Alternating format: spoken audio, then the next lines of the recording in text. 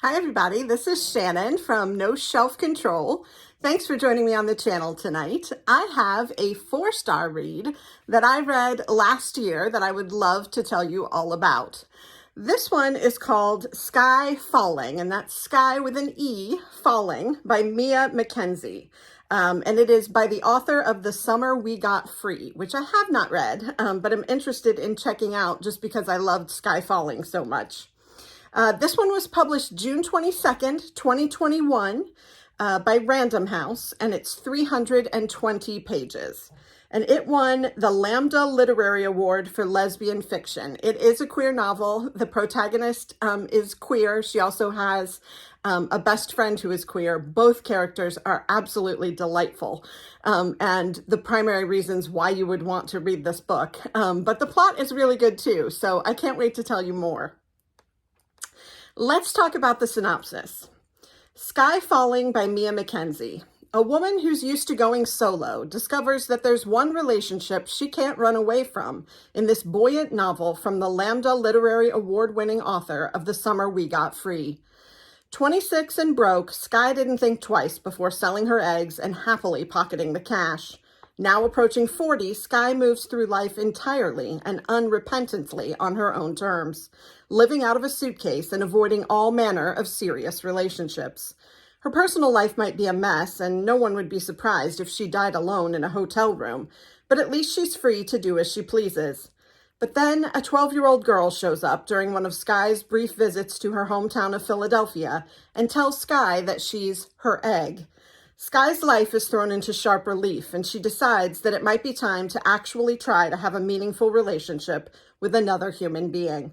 Spoiler alert, it's not easy. Things get even more complicated when Skye realizes that the woman she tried and failed to pick up the other day is the girl's aunt, and now it's awkward. All the while, her brother is trying to get in touch. Her problematic mother is bewilderingly kind, and the West Philly pool halls and hoagie shops of her youth have been replaced by hipster cafes. Told in a fresh, lively voice, this novel is a relentlessly clever, deeply moving portrait of a woman and the relationships she thought she could live without. So I will tell you, it took me a little while to get into this book, but the more that I came to learn about Skye, the more I loved her and the more entrenched in the story I became.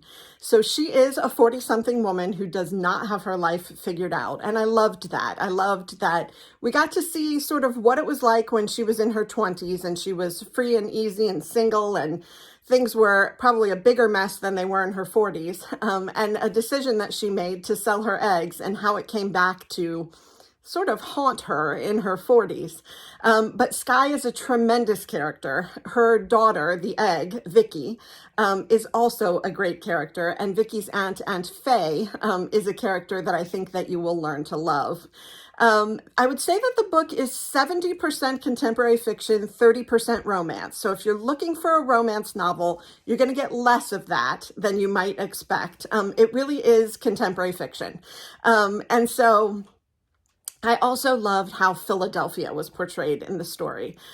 Skye is from Philly. She travels all over the world with her job and rarely comes back to Philly. When she does, she always stays with this best friend who has a bed and breakfast and is also unabashedly queer.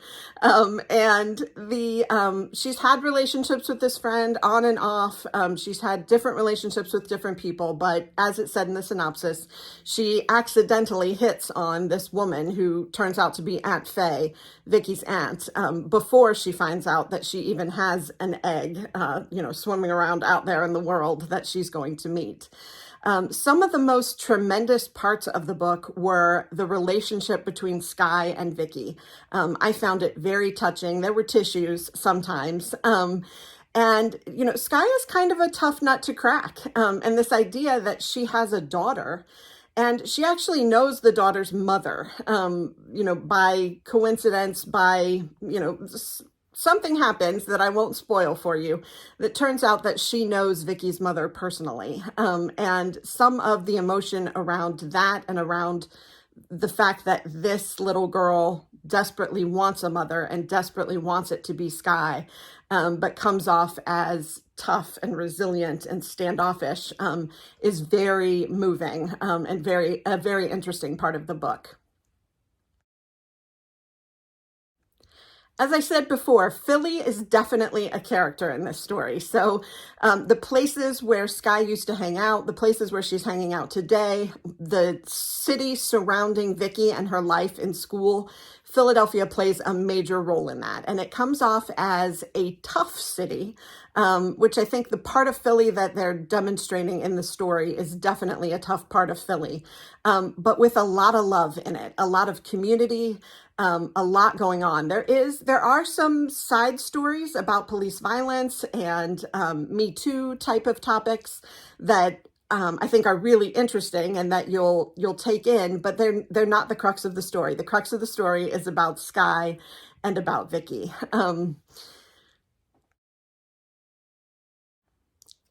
Two other things I'll say. This is a debut. And so I was really intrigued by that. It is well written and intriguing and draws you in. And so I love that Mia Mackenzie has had such a successful debut novel.